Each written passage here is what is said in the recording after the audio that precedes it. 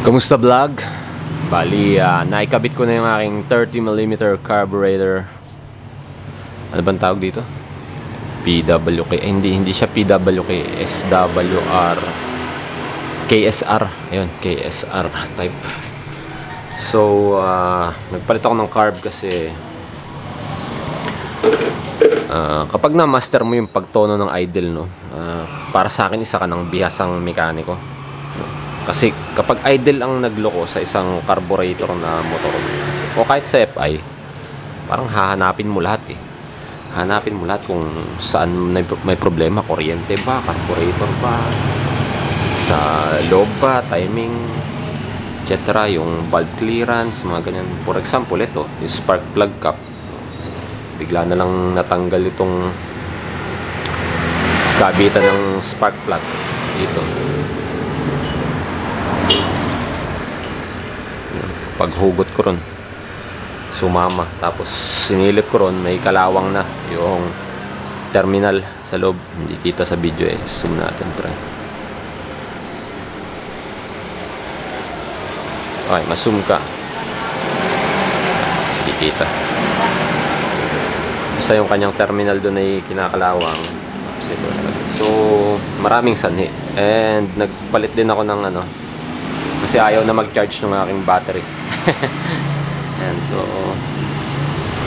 para lang maitono ang aking idle, which is gumagana na, no? Kailangan ko lang i-lean out, no? So, yun lang pala yung problema. Reach yung aking ano, reach yung aking dating setup para sa overlap ng kanyang valve. Ngayon, sinubukan kong i-lean. No, pinalitan ko yung jet ng maliit, nasa 30 yung aking pilot jet. Tapos kaya niya ang malaking overlap, lean na idle, no?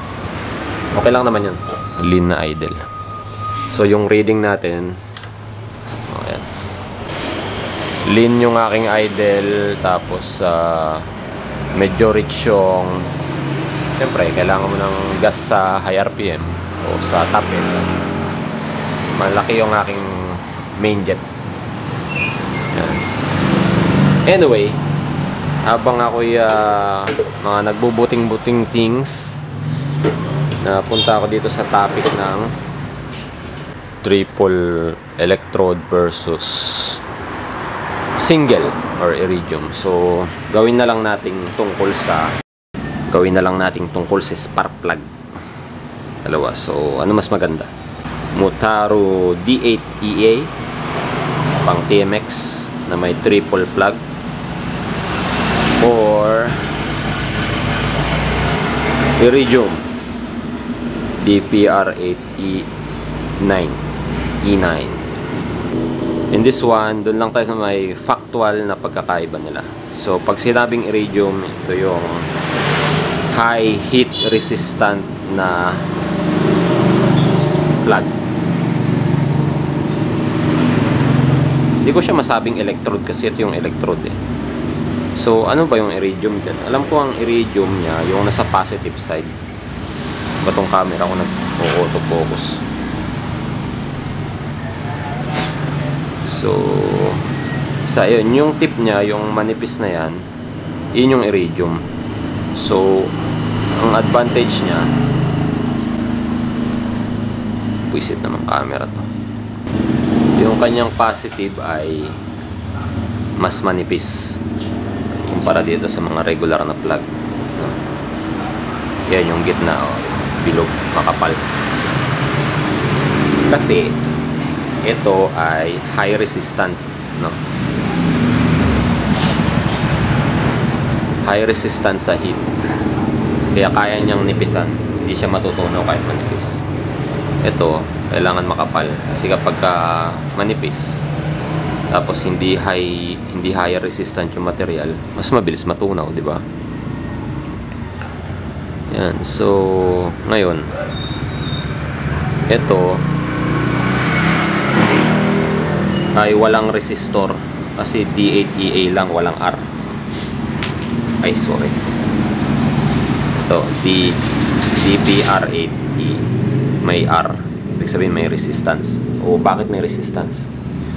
Kung ang resistance ay nakakahina ng kuryente, bakit pinapahina yung kuryente? Same concept lang yun kapag short circuit mo yung battery, no, malulusaw yung wire. For example, kasi mas mataas na current, amperage, mababang resistance, walang suppressor ng kuryente, mabilis na sisira yung dinadaanan ng kuryente. Yun yung isa sa dahilan. So, okay ba to? Walang resistor, no? Wala siyang resistor. Tanong sa inyo, okay ba to? Well, umaandar. Kasi itong mga to may resistor. Ewan ko lang yung ibang nabibili dyan. Yan. So, sinukat ko dati to may resistor yan sa loob. So, kapag ganito pala, doble na ang resistor. May resistor na itong plug, may resistor pa itong cap. Sobra-sobra na sa resistor. Yun, so kung magkakabit tayo nito, make sure na may resistor yung ating cap. Daw. Kapag walang resistor yung plug.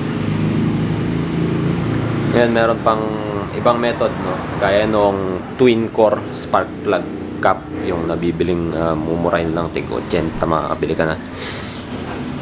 Yun ay nag-act as parang resistor, no? Parang capacitor resistor, pang suppress ng EMI, pang choke. Ngayon, isa pa sa mga interesting difference nila is yung number ng electrodes. Ito 3, ito ay isa lang. Ngayon, analogous to sa mas makapal na wire, di ba? Ano yung mas mataas na resistance na wire? Yung makapal o yung manipis? Sa tingin nyo, saan mas concentrated ang voltage? Sa 3 electrode, sa iisang electrode lang, no?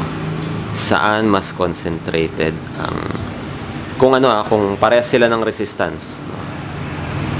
I-set aside muna natin yung resistance nilang dalawa. Ang pag-usapan natin is itong 3 electrode. Yan, 3 yung electrode nya.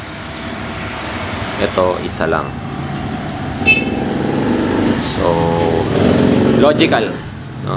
Logical thinking. Mas magi-spread yung kuryente dito. So, bababa yung voltage, di ba? Kasi anywhere ma-divide, no? Analogous siya sa mas malaking wire. So, mas mataas yung resistance. At sa mas manipis na wire, mas mataas ang voltage na dadaan kasi mas concentrated. Yan. So, panalo to. Mas mataas yung voltage. Pero, let's say, mag-upgrade ka ng ignition coil. Yung mga malalaki. Hindi natin kita. Meron na ignition coil dito. Yan. Yung upgraded din to pero hindi naman ganun kalaki. Yung maliit lang. Yung terawatt lang inilagay ko dyan Tinesting ko nakaraan yung kuryente, okay pa, makapal pa. So hindi muna ako magpapalit. Ito lang pinalitan ko kasi hindi na nagcha-charge. Anyway, balik tayo sa usap. May advantage ba na mas maraming electrode pagdating sa flow ng kuryente? Anong mas magagawa nito? Long story short, no? Ito, mas naka-expose siya sa mas malaking area. So, meaning to say, kung sapat ang lakas ng kuryente, no, mas marami itong mapagre-react na chemical, no, sa paligid niya. Kasi 3 Ito, mas concentrated yung voltage niya. Mas concentrated yung voltage niya. Kasi sa isa lang dadaloy. Ito, mas maraming magre-react pero spread yung voltage. Kaya ano mas maganda? Pares may advantage yan. Bigyan kita ng example. Halimbawa, meron kang mataas na compression ratio na makina. Tinaasan mo yung compression ratio. Sa low RPM, mabagal yung ikot ng ano mo, ng magneto, yung nagpo-produce ng kuryente. So, mas mababa yung voltage mo ron, no? Sa high compression na makina, mas compress yung ano mo yung fuel mo. Mas mataas yung resistance. Mas mahirap siyang i-ignite. So, ito, since mas concentrated siya, mas madali, no? Mas madali mag-ignite. Yan, isang example lang yun. So, mas maganda yung idle mo, di ba? Ngayon, let's say wala nang kasi yun, no? Pag nagtaas ka ng kuryente, pag nagtataas ka ng magnetic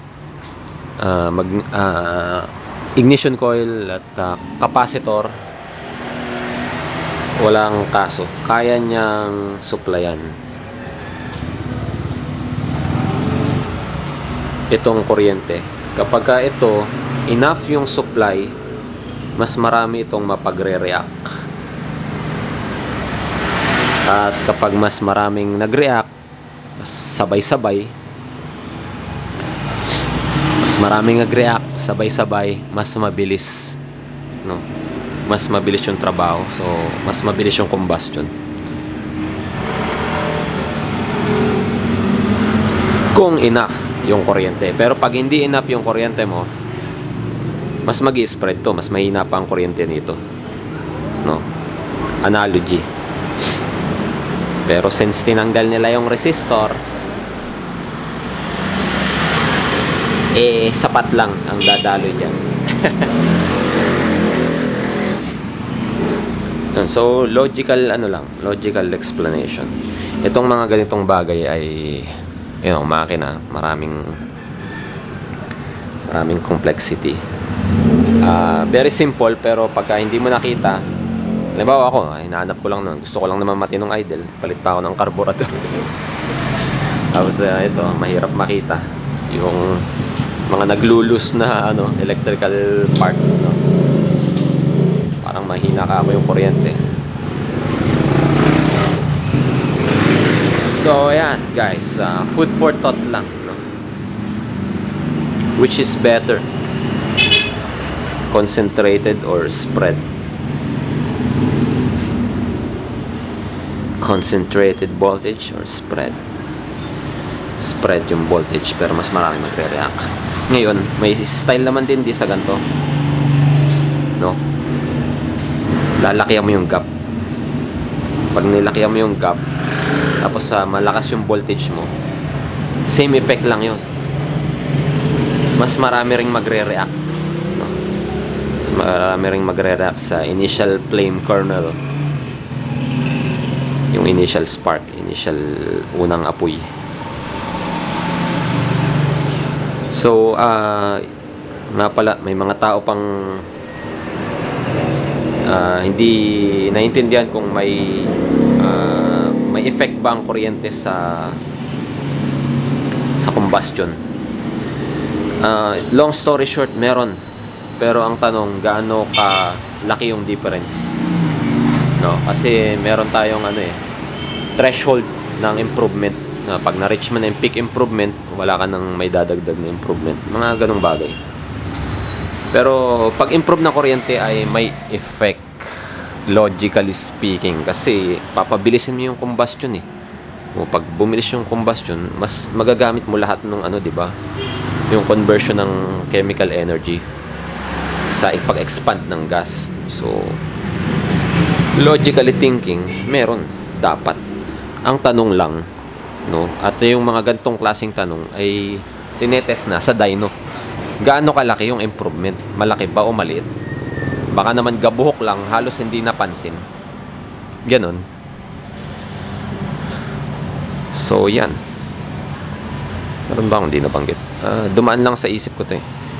Triple. Kasi ito, binili ko to nung panahong napunggal ko to. Kaya ako nagpalit ng iridium. Na UP ko ito. Binalik ko lang sa dati. Pero nung tinatanggal ko siya,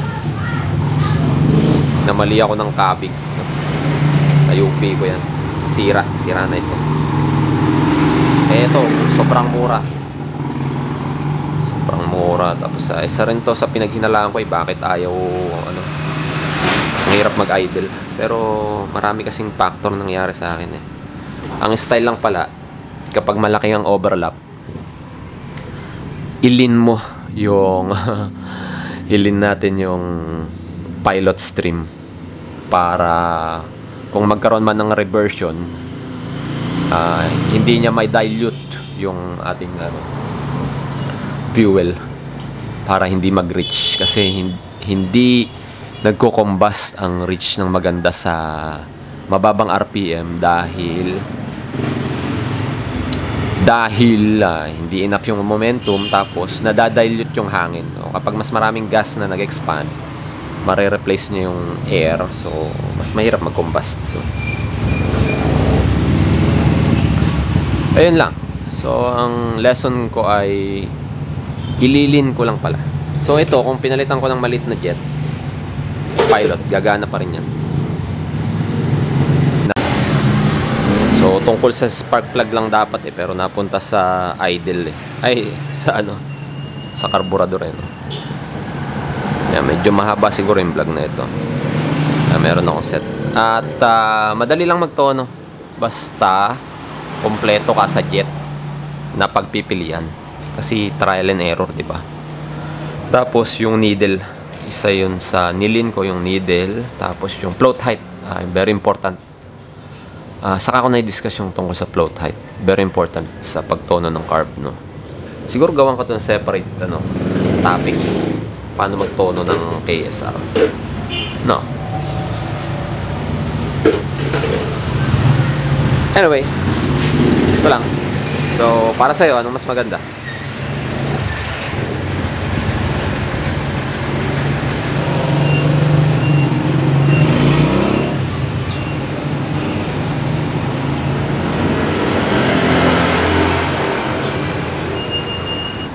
Okay, so plug reading ulit. Ito yan. Lean idle, reach main jet. Yan ang basa ko dyan. Pag puti lahat, lean lahat. Kapag itim lahat, reach lahat. Kapag puti lahat, lean lahat. Kapag dito lang ang puti, ibig sabihin yung idle, kasi yun lang yung yun lang yung madalas nasusunugan, yung sa mababa sa mababang RPM. Yan, dito lang. Pag tumaas yung RPM hanggang dito, or let's say sa throttle position, kapag maliit ang throttle position hanggang dito, kapag malaking throttle position hanggang dito. Iyan ang pagkakaintindi ko. Pwede nyo akong turuan. Kapag meron ding mga itim-itim dito at mamasa-masa, langis yun. Langis. Hanggang dito ang oil. Yan. May tagas. Either yung valve seal mo or yung piston ring. Doon lang naman ang gagaling yung langis. Saan pa ba? Logical lang tayo. Ang pangit ng mga vlog ko dati, pinapanood ko puro ako opinion na walang basihan. No, naiinis na ako sa mga ganong vlogger kapag walang basis ng logic, puro opinion lang. Anyway, dapat doon lang tayo sa facts para mas maganda ang usapan natin, makatotohanan. Bye bye.